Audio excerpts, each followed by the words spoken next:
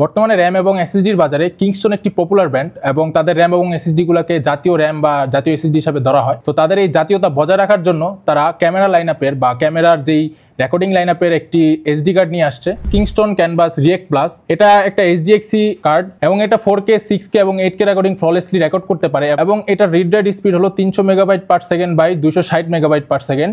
এটার মোট 4টা ভ্যারিয়েন্ট আছে, 32GB, 64GB, 128GB এবং 256GB। বাংলাদেশের বাজারে 64GB, 128GB এবং 256GBটা পাওয়া যাচ্ছে। 64GBর প্রাইস হলো 6500 টাকা এবং 128GBর প্রাইস হলো 12500 টাকা। তো আমরা আমাদের 128GBর এসডি কার্ডটা ক্যামেরাতে ইনসার্ট করার পর দেখতে পারতেছি 4K 60fps 2 ঘন্টা 42 মিনিট এবং 44 সেকেন্ডের রেকর্ডিং করতে পারবো। একটা 1 মিনিটের ভিডিও রেকর্ডিং করব এবং সেটা আমাদের পিসিতে ট্রান্সফার করে দেখবো যে এটার ট্রান্সফার রেটটা ঠিক কতটুকু দিচ্ছে। এখানে ফাইলটি দেখা যাচ্ছে, এটাতে আমরা এটার সাইজটা আগে দেখি। 739 MB একটা ফাইল সাইজ।